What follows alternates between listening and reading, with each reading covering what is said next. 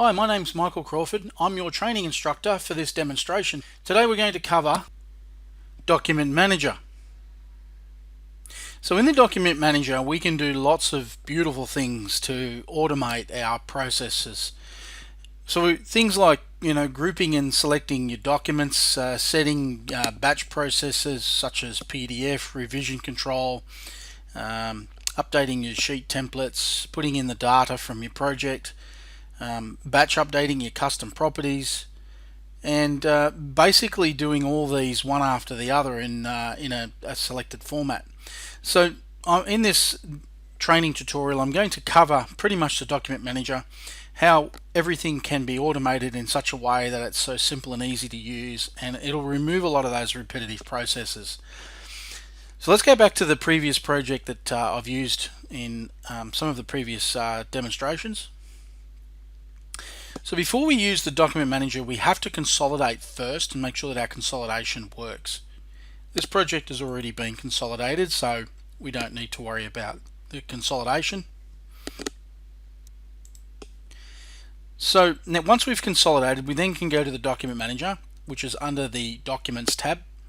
Go to Document Manager, and this will collect all your drawings that exist, but it's based on the parent, as we've covered in consolidation, and collected the parent for the components and all the welded members.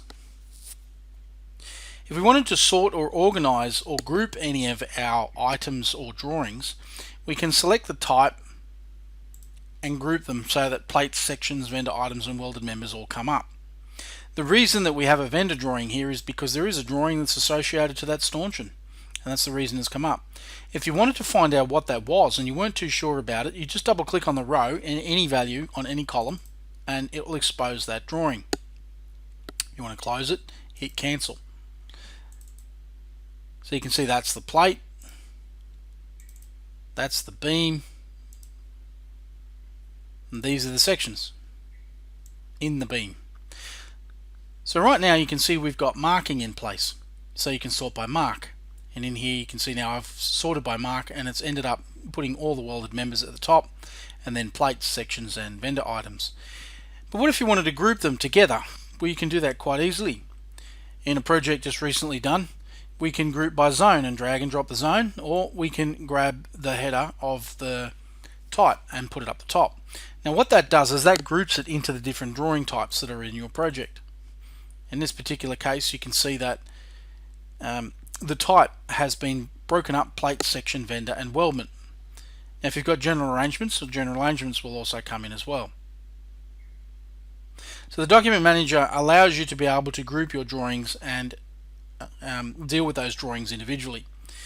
If I pull the Document Manager all the way out and expose the entire thing so that you can see what's going on in our ribbon at the top, there's a lot of settings in play that allow us to be able to make changes to our drawings at a rapid rate. So I'm only going to cover the top 10 maybe minimum steps that you would need to cover, and then you can get a very good idea on how the Document Manager works by simply playing with it. If I was to select one item in the tree, being the plate, maybe we should do the sections as well. That way we've selected the plates and the sections. The settings over here says that it's going to insert the BOM. We're going to hide dangling dimensions as a default setting. We're going to swap the sheet template out to the project sheet template. And if we come across here, we've got settings that allow us to export out our drawings into other formats. And we're going to attach the revision to the end of the formats. So in this case, if I wanted to combine a multi-sheet welded member, which you can do, you can combine them so that they're all in one PDF. So this is more for combining them in PDFs, DWGs and DXFs, which are these settings over here. So if we were to select, let's save as a PDF and as a DWG, we would combine multiple sheets. You can have it set so that it will produce individual sheets, and it gives it a sheet 1, sheet 2, sheet 3 name. If I want to update the revisions of my selected items, I just click on Change Revisions. I'm going to update the current revision, make that revision A, and then I can select whatever I want from a list, or I can type my own in. In this case, I'm just going to go preliminary issue. Put my initials in, select the date. Because it's a preliminary issue, I'm not having anybody check it or approve it. And I click OK. Now, if I wanted to, and I've already got a revision in place, I can bump the revision. So it means that what it'll do is it'll go to the next revision line and put in the next revision. In this particular case, I'm going to update the current revision because I've not applied any revisions at this stage. Hence the reason the rev by column is empty. If I select OK, you can now see that the rev by has been populated. Now this interface is just set up. It's not having anything to do with committing the files just yet. We're just setting it up. We can also change the drafting standard of the files. We can edit the custom properties by batch editing. Now this interface, if you have a project, you might want to set up the project to have a setting that you might want to use. So I'm creating a new template by adding. These defaults that are in place get overridden anyway, but I like to remove them so I don't get confused by them. These are overridden by our project data.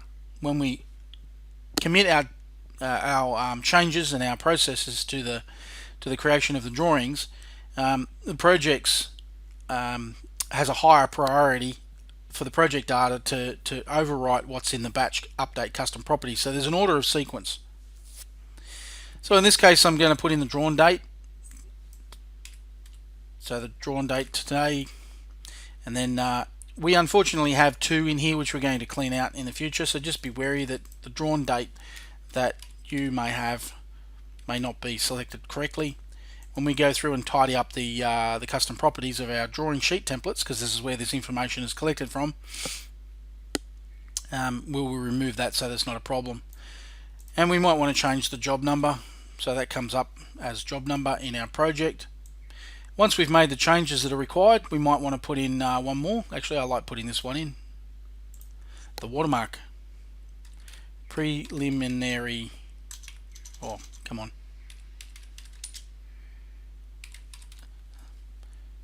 So preliminary only for the watermark.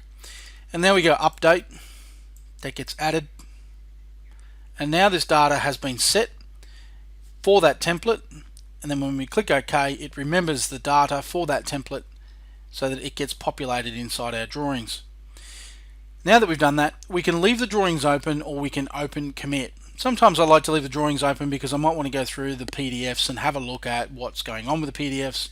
And if I need to fix a drawing, I'll just go through this process again. But then I don't need to open them because they're already open. I'm going to untick that so that I don't have them left open. And now I'm going to push this back, pull it over to the side, and up in the top left hand corner there's an open commit. If you click on that, you'll see that everything will change one after the other. And because I've left PDFs to be shown, you'll see the PDFs as they come through on my project. So what's happening here is it's updating the sheet template, it's putting the revision in, putting in the revision row, it's putting in the bill of materials, it's updating the custom properties, and it's doing it one after the other, and it's saving it as a PDF, and it's also saving it as a DWG because that's what I selected. Now that drawing there, you can see that it needs a fix. So I would go in and open that drawing up, fix it, and then recreate the PDF. So now our drawings have been issued as a preliminary drawing issue, and we've created them as PDFs. If we go and open the project folder up, I usually go here for SolidWorks because that's where the project folder is, and I'll copy the path and then open up Explorer and then paste the path in here. We go back to the root folder, and you can see now we've had DWGs been added with the revision at the end. We've also got PDFs that have been added with the revisions at the end. And you can see the sheet template for my plate part has swapped out to my Steelworks, which is my company's logo, because I specified that when I selected the default templates when I created the project. If you go back to our previous training sessions, you'll see that that's what happened. So they're the PDFs. So it creates the folders automatically for you for your PDFs and your DWGs. That's pretty simple as far as the document manager goes. Now, what if we want to lock our marks? Locking our marks is important for consolidation, so that because we've issued the drawings to our customer or to the fabrication shop, we don't want our marks to change. So to do that, we need to issue them to the portal. Now, you don't know this, but there is a customer portal where if you were to issue drawings to your customer, you can send an email, tell them that their drawings are there and they're ready to be downloaded. At this particular time of the demonstration of the video, we are still working on that portal. However, issuing the drawings to the portal still occurs, and it goes to your company on the portal. Only people that you specify can get in there and have a look at those files. So what I'm going to do is everything that has been revised so far, if I was to just sort, you can see that the items that have been revised are here. If I wanted to, I could still group by them as well. You can see here, they're the items that got issued. If I go to issue and bring up the issue box, you can see here these are the drawings that are going to be issued. Now, who am I going to issue them to? I need to know who I'm going to issue them to. So if I go to my contacts list and add a contact, I'm going to issue them to me.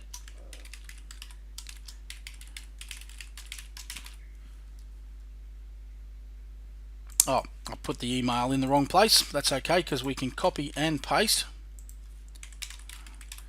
If I can spell my name right. And then click add. So now I've become a contact in the list, and you can specify many contacts in the list who are going to receive a portal login so that they can access your drawings to download. Go back to home.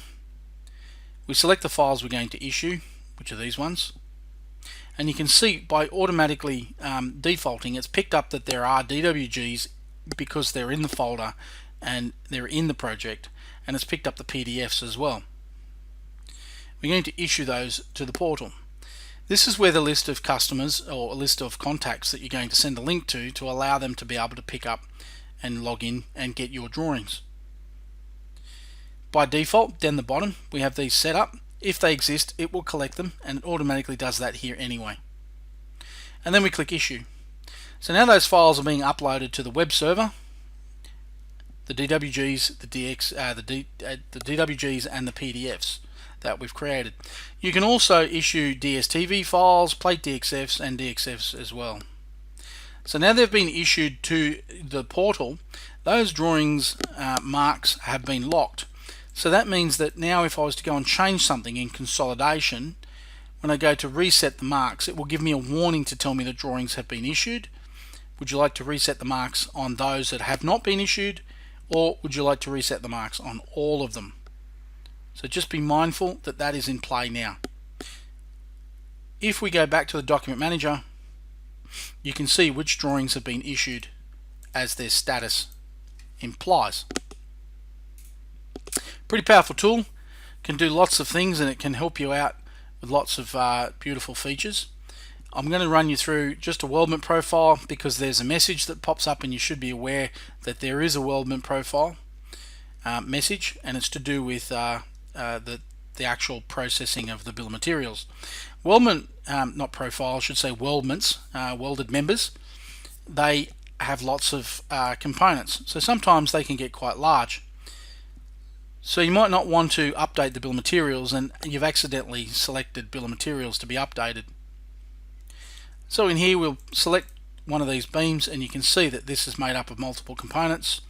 If we click the tick, and instead of setting the revision information and the updating the drafting standards and editing the custom properties, I'm going to just swap the sheet template out and insert a bill of materials so that you can see this process in play. I'm not going to create a PDF, and I'm going to leave it open.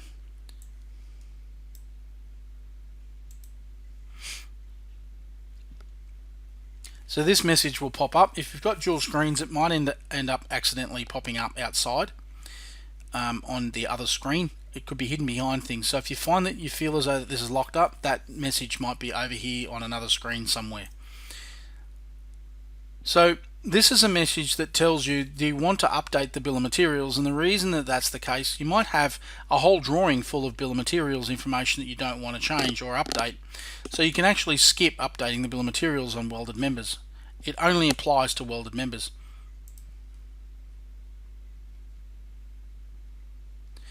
If you go back and look at our templates in our previous training sessions, you'll see that I actually modified one of the templates and moved the logo out just to show you that that was going to occur, and now that has happened.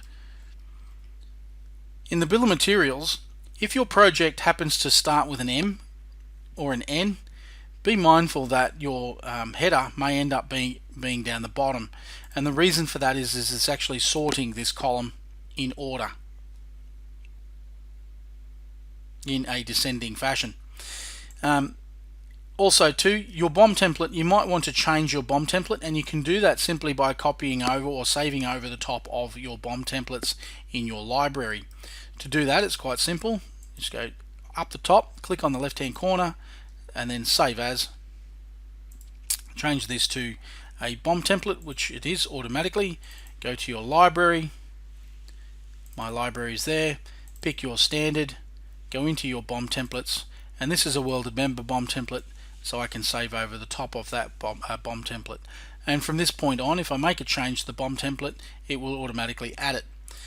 If for some particular reason your BOM template does not come out, it means that you have something wrong with your component. If you have something wrong with your component and you cannot work out what's wrong with it, please let us know. We are happy to help you work out what that might be.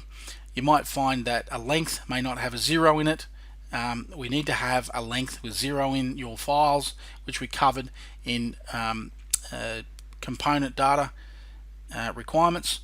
You may have a vendor item that's missing data that should have data, and that's usually the reason why this bill of materials will not come in. If you go into the item and you make changes to it and then come back, you can simply go to the documents and replace the BOM table by clicking on Update BOM Table, and that will put a new BOM table in for you. Our BOM tables are manually created, or should I say automatically created, from a like a table. It's not actually linked to any components. They are generated. So if you make a change to any model, you need to update the BOM table. This information down in here is what we set up for the project, and it's come in automatically for us. You can see the mark has come through from the welded member assembly automatically for us in our drawing. When we updated the custom properties, this custom property was already set, so it's not been set correctly, but it's picked it up and it's gone, well, we need to update the custom properties. No revision has been applied, so there's no revision information. And that's pretty much the document manager and what it's capable of achieving. Pretty powerful tool. You can group by different items in one go. You can even reset your grouping by right mouse clicking and go clear grouping. So that pretty much concludes the document manager. Oh, one more thing before I do go, you can export this table out into Excel in a grouped format like I did. Excel is pretty cool. You can go in and use this as a document transmittal. You can also do the same thing with your issued drawings as well. If you get to that stage, just remember that you've already issued the drawings and they won't show up if you don't select a drawing. So go back to the document manager,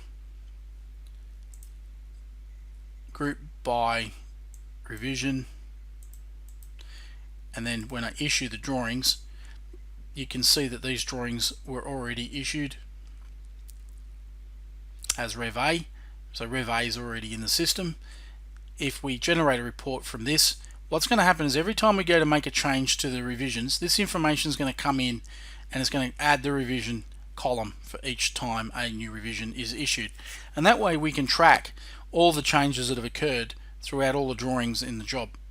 And then you can generate a report, and you can use that as a drawing transmittal from this one rather than the other one, which is a current view of what's in the system. That one keeps a history of all the files that have been issued. So that pretty much concludes the document manager. If there's any questions around how the document manager works, please send us a question at support@katecraftsman.com. We'll be happy to help. Thanks for your time, and we'll see you in the next training video.